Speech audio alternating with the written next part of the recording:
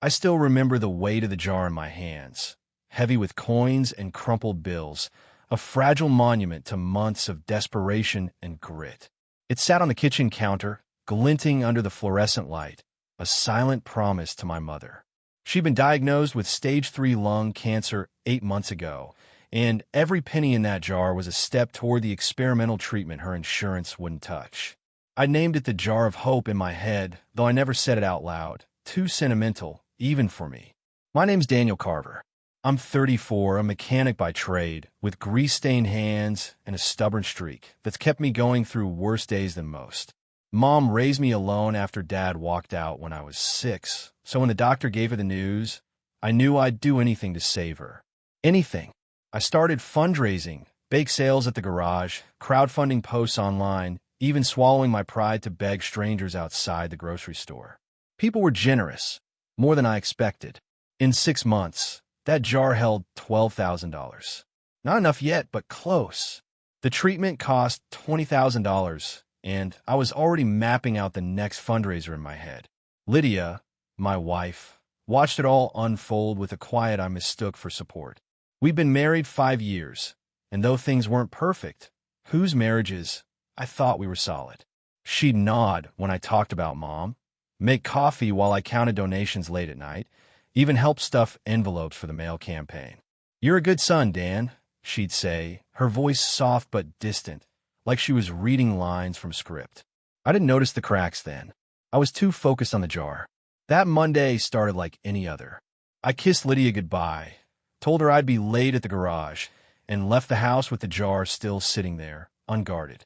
Mom had a checkup that day, and I planned to deposit the money after work, get safe in the bank, out of reach of temptation or thieves. I never imagined the thief would be closer than that. When I got home at 9, the house was dark. No hum of the TV, no clatter of Lydia cooking dinner. Just silence, thick and wrong. I flipped on the kitchen light, and my stomach dropped. The jar was gone. Not smashed, not tipped over, just gone. A note sat in its place, folded neatly, her handwriting crisp. "Dan, I'm sorry. I needed this. I'll explain when I'm back." Sorry? Needed this? My pulse hammered in my ears as I read it again, the words blurring. I grabbed my phone, dialed her number, straight to voicemail. I called her sister, her best friend, even her boss at the boutique. Nothing. No one had seen her. It was like she'd vanished, and the jar with her. I sank into a chair, staring at the empty counter. $12,000. Months of hope. And my wife, had taken it. I didn't know where she'd gone, but I swore I'd find her. That's when my phone buzzed. A text from an unknown number. "Check her Instagram, Dan. You'll see." The text burned into my retinas. "Check her Instagram, Dan. You'll see." My hand shook as I opened the app, dread coiling in my gut. Lydia's profile loaded. Same old bio, same smiling photo from our trip to the lake last year. But the latest post, uploaded an hour ago, hit me like a punch. There she was, sunglasses perched on her head, grinning against a backdrop of golden sand and a shimmering skyline. The caption, "Living my best life." Hashtag new beginnings. The location tag, Dubai. Dubai. Half a world away. My wife, who'd barely left our small town in Ohio, was in Dubai with $12,000 of my mother's lifeline. I scrolled the comments, friends gushing, "Wow, you deserve this," and "so jealous." Clueless to the theft behind her tan. I wanted to scream, to smash something, but I just sat there, numb, the phone glowing in the dark kitchen. Who sent the text? The number wasn't in my contacts, no name attached. I typed back, "Who is this? How do you know?" No reply. I tried calling, disconnected. A burner, maybe. Someone knew what she'd done, knew enough to taunt me with it, but they were a ghost. The mystery gnawed at me, but Lydia was the priority. How did she even get to Dubai so fast? Flights take time, money, more than the jar held. None of it added up. I grabbed my laptop, hand still trembling, and pulled up our bank account. Joint, because we'd trusted each other. My breath caught, another $5,000 gone, withdrawn that morning. She drained us. The car fund, the emergency savings, all of it. I checked her credit card. Nothing recent, no plane tickets. How had she paid for the flight? I dug deeper, logging in her email from memory. There, buried in spam, was a confirmation, a one-way ticket to Dubai, booked 3 days ago, paid through a PayPal account I didn't recognize. 3 days. She planned this. While I was counting coins and praying for Mom, Lydia was plotting her escape. But why Dubai? And where'd the extra money come from? I leaned back, mind racing. Then I saw it. An email from someone named RK, dated a week ago. Everything's set. Meet me there. Bring the cash. No context, no signature, just that. Who was RK? A lover? A con? I didn't know, but I felt the ground shift beneath me. I called Mom, voice cracking as I told her the jar was gone. She stayed calm, too calm, saying, "We'll figure out, Danny. Don't lose yourself over this." But I already had. I hung up, grabbed my keys, and headed to the garage. If Lydia thought she could run off with Mom's hope and leave me broken, she didn't know me at all. I track her down, Dubai or not. As I drove, my phone buzzed again. Another text from the unknown number. She's not alone. Be careful. The words chilled me. Not alone. Who was with her? And why was this stranger warning me? The garage was my sanctuary, a cavern of oil and steel where I could think. I pulled in at midnight, the fluorescent lights buzzing overhead, and parked myself at the workbench. That second text, she's not alone. Be careful, looped in my head. Lydia wasn't just a thief. She had a partner. RK probably. But who were they? And why warn me? I needed answers, and the only trail I had was digital. I fired up the old desktop in the office, the one we use for invoices. Lydia's Instagram was still open on my phone, her smug smile mocking me. I zoomed in on the photo. Palm trees, a sleek hotel tower, the Burj Khalifa in the distance. She was at some luxury spot, living it up while Mom coughed through chemo. I searched the location tag, Jumeirah Beach Hotel. Room started at $500 a night. The jar money wouldn't last a week there, even with the $5,000 she'd siphoned. She had help. Big help. I went back to her email, scouring for more. That RK message stuck out like a sore thumb. I traced the email address, but a quick Google search turned up nothing. Then I noticed something else. A deleted folder she hadn't emptied. Inside, a string of messages from the same RK, dated back 2 months. Patient cell. It's almost time. Wire the first payment soon. He'll never suspect. Me. She'd been scheming under my nose, and I'd been blind. A noise snapped me out of it. A clank from the shop floor. I froze. The garage was locked, deadbolt. No one else had a key except Eddie, my partner, and he was out of town. I grabbed a wrench, heart thudding, and crept toward the sound. The bay was dark, shadows stretching across the lifts. Another clank, metal on metal. "Who's there?" I called, voice steady despite the adrenaline. A figure stepped into the light, tall, wiry, wearing a hoodie. "Easy, Dan. It's me." The voice was familiar, raspy. He pulled the hood back. Pete, the tow truck driver who'd hauled wrecks for us for years. Relief hit me, then suspicion. "What are you doing here at midnight?" I asked, wrench still in hand. He scratched his neck, eyes darting. "Saw your truck outside. Thought I'd check in. Heard about Lydia." "Heard about her? From who?" I hadn't told a soul except Mom. "What do you know, Pete?" I stepped closer, grip tightening. He hesitated, then sighed. "She came by last week. Asked me to sell something for her. Fast cash. Said it was for a trip." My stomach twisted. "Sell what?" Pete reached into his pocket, pulled out a photo, and handed it over. It was Mom's old necklace, gold, a locket with my baby picture inside.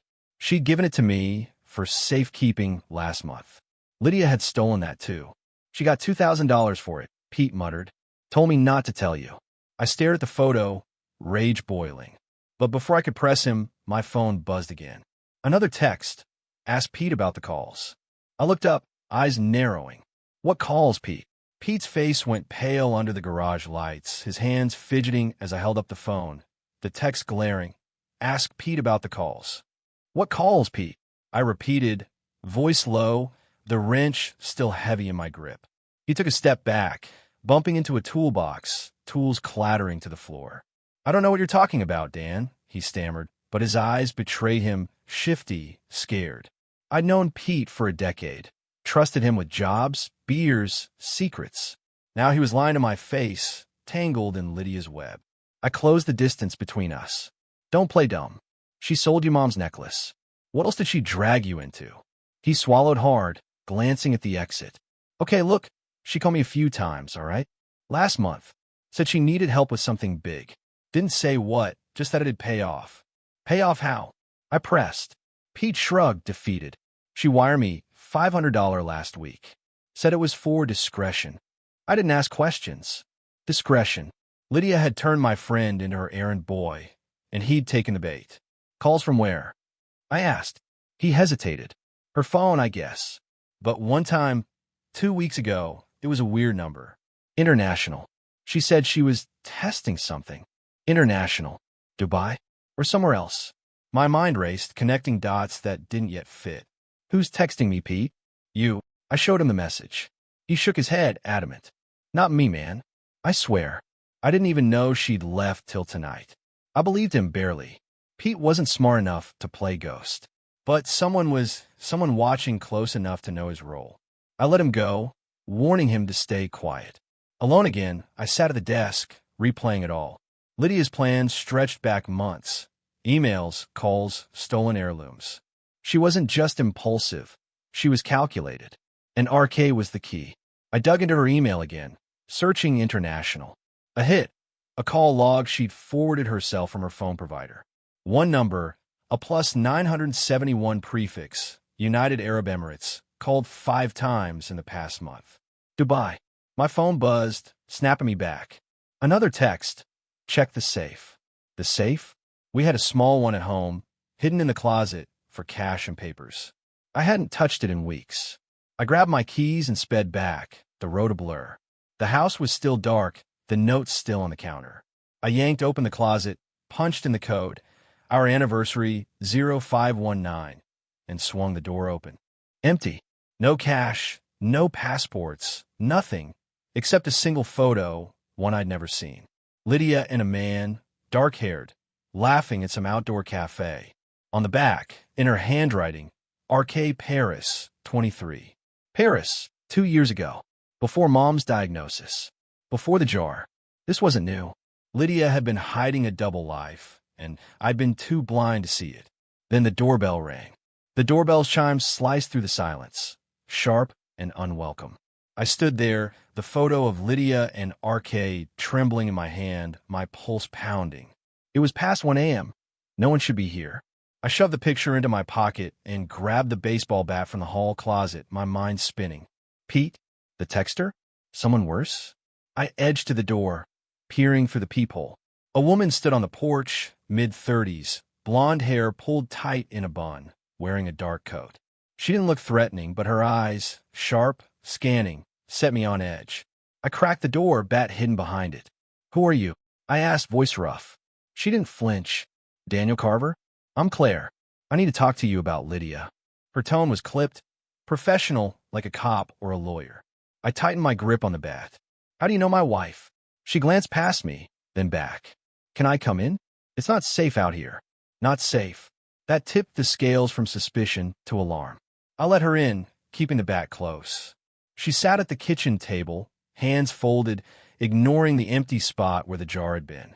I've been tracking Lydia for 6 months, she said flat. She's mixed up with someone dangerous. RK stands for Roman Kane. He's a fixer, moves money, people, whatever pays. Your $12,000? It's pocket change to him. Roman Kane. The name hit like a brick. I sank into a chair, the photo burning in my pocket. Why is she with him? And who are you? Claire's jaw tightened. I'm private. Hard to find her. My client's personal. As for why, she's been feeding Kane info for years. You're fundraising? Perfect cover to launder cash. Launder cash? My head spun. The bake sales, the donations, had it all been a lie? No way, I snapped. That money was for Mom. Claire's eyes softened, just a flicker. Maybe at first. But Kane got to her. That Dubai trip? It's a handover. She's delivering something, cash, documents, I don't know yet. I stared at her, pieces clicking into place. The extra money, the PayPal, Pete's $500. Lydia wasn't just running, she was working. Then Claire dropped the bomb. Your mother's necklace? It's a key. Kane's after what's inside it. Inside it? The locket was solid, no compartment. Or was it? Before I could ask, my phone buzzed. Another text. She's lying. Trust no one. I glanced at Claire. She hadn't moved, but her eyes narrowed. Who's texting you? She asked, too calm. I lied, spam. She didn't buy it, but she let it slide. We need to move, she said. Kane's people are close. If they find you first. A crash cut her off, glass shattering in the back room. Claire sprang up, pulling a small pistol from her coat. Stay here, she hissed, slipping toward the sound. Alone, I clutched the bat, the text echoing, trust no one. Was Claire the liar, or my only shot? The crash echoed through the house, a jagged sound that made my knuckles whiten around the bat. Claire disappeared into the shadows of the hall, her pistol glinting as she moved. I stood frozen, the kitchen clock ticking too loud, every second stretching into eternity. Trust no one, the text warned, but Claire's words about the necklace gnawed at me. A key? Mom's locket? I needed to know. I bolted to the bedroom, ignoring Claire's order to stay put. The safe was still open, the photo of Lydia and Roman, Kane crumpled in my pocket. I pulled it out, studying the locket around her neck in the Paris shot. Same gold, same oval shape. Mom had worn it every day until she gave it to me, saying, "Keep it safe, Danny. It's all I've got left of us." I thought it was sentimental, not a literal vault. Footsteps thudded behind me. Claire, gun lowered, her face taut. I told you to stay, she snapped. A broken window gaped in the back room, curtains flapping, but no one was there. They're gone, she said. For now. Who? I demanded. She hesitated. Kane's muscle. They've been tailing me since I got to town. I held up the photo. This necklace, you said it's a key. To what? Claire stepped closer, peering at it. Not a key you turn. A cipher. Kane's crew uses micro-engravings, codes hidden in jewelry. That locket's got something he needs, and Lydia's delivering it. A cipher? My mechanic brain struggled to process it. Codes in gold. My wife, a criminal mule. Why didn't she just take it? I asked. Why the jar, the $12,000? Claire's eyes darkened. Diversion. She needed you focused on the money, not the real prize.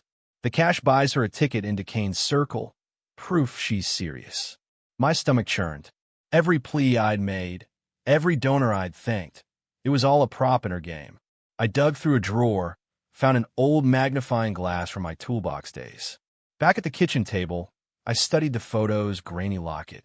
Tiny scratches marked the edge, random to the naked eye, but deliberate up close. Letters? Numbers? I couldn't tell. We need the real thing, Claire said, voice urgent. Pete sold it. Who'd he sell it to? Before I could answer, headlights swept the driveway. Claire cursed, yanking me down as a car, door slammed outside. They're back, she whispered. I peeked through the blinds. Two figures, bulky, moving toward the house. No time to think. I grabbed the bat, Claire her gun, and we slipped out the back, the broken window our escape. We crouched in the neighbor's yard, breath fogging in the cold. My phone buzzed again. They're not Kane's. Look closer. I showed Claire. Her face hardened. What the hell does that mean? She muttered. I didn't know, but as the figures kicked to my front door, I saw a flash of blue, a police badge. Cops? Or something worse? Crouched in the neighbor's overgrown yard, the cold seeping through my jeans, I watched the two figures storm my house. That flash of blue, a badge, glinted again as one turned, shouting orders. Cops! My heart sank, then raced. They're not Kane's, the text had said. But if they weren't his, whose were they? Claire tugged my arm, her pistol steady. We need to move now. I followed her through the shadows, ducking behind a shed as flashlights swept the backyard. Why are cops after us? I hissed. Claire's jaw clenched. Not us. Me. I've been off the grid too long. My clients got connections. They might think I've gone rogue. Rogue? She'd said she was private, hired to track Lydia. Now I wondered who'd hired her, and why they'd send badges instead of backup. We circled to my truck, parked a block away from the garage.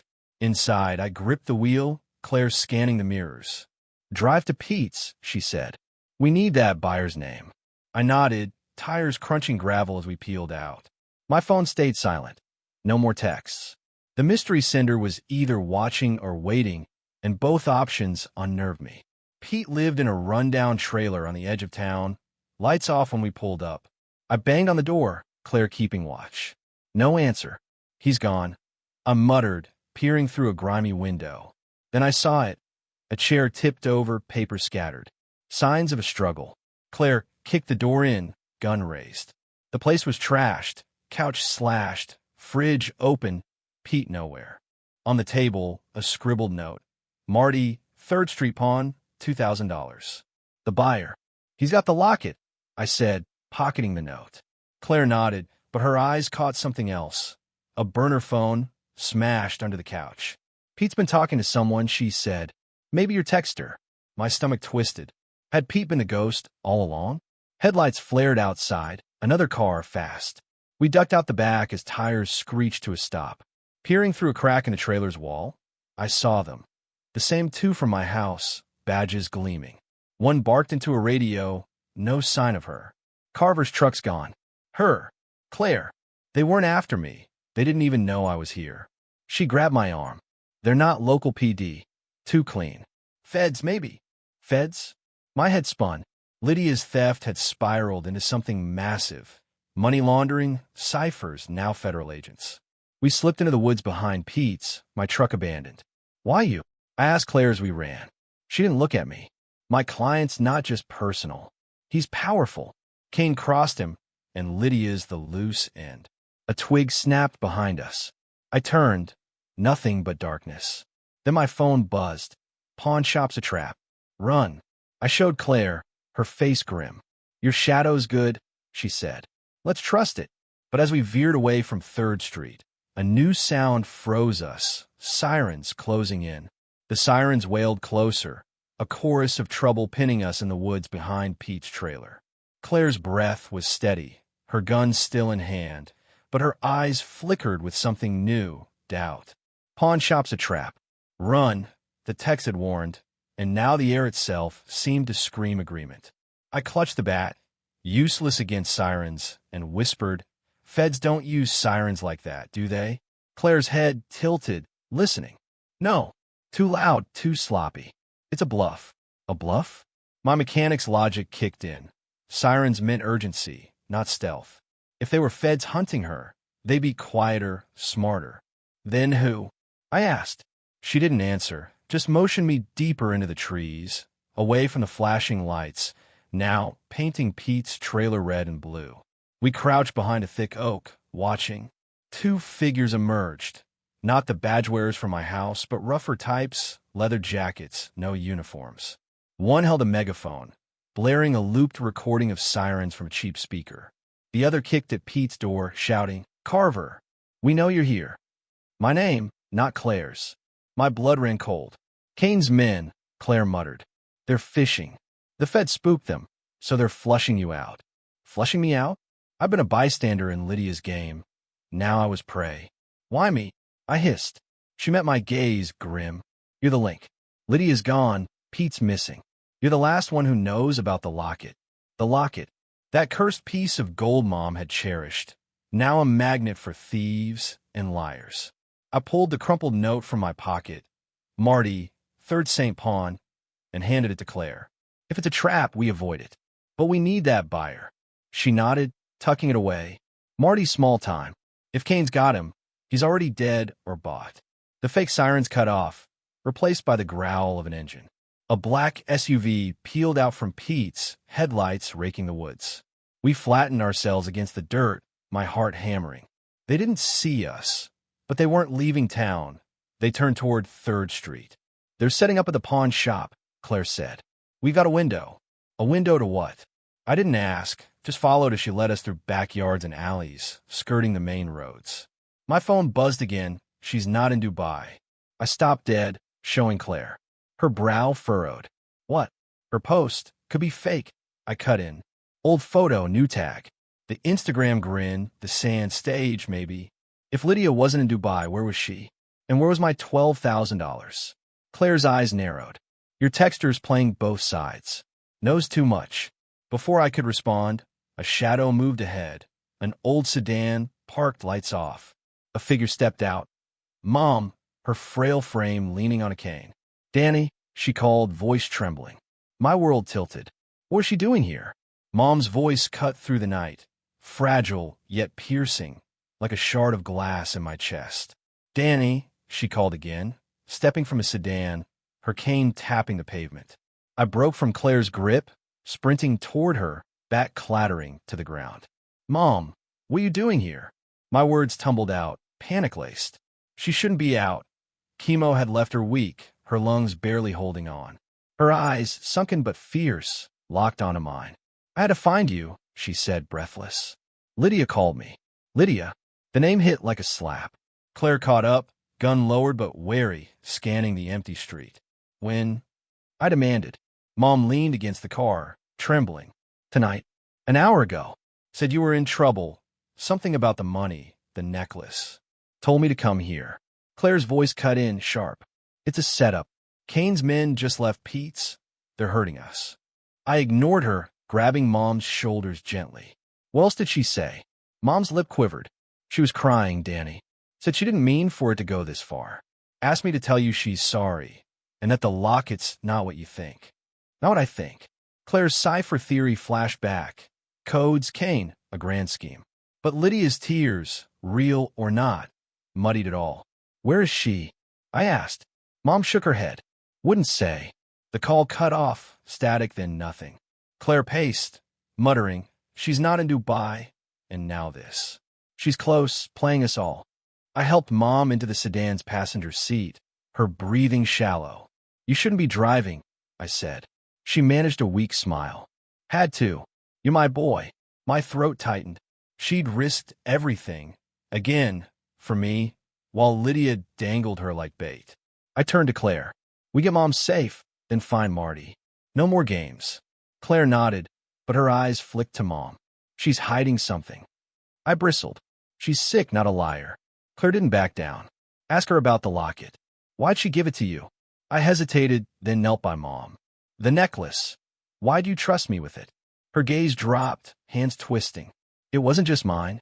Your father. He left it years ago. Said it was insurance.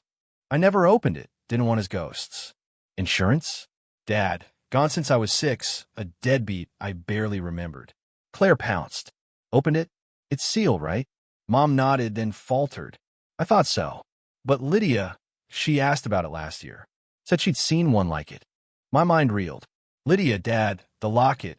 A thread stretching back decades. Before I could press, headlights flared, Kane's SUV barreling down the street. Claire shoved me into the sedan. Drive. I floored it, Mom gasping beside me, as the SUV gave chase. My phone buzzed. She's with him. Always has been. Him. Dad. Kane. The past was alive, and it was hunting us. The sedan roared through the night, tires screaming as I swerved past empty lots. Kane's SUV hot on our tail. Mom clung to the door, her breathing ragged, while Claire braced herself in the back, gun ready. She's with him. Always has been. The text burned in my brain. Him who?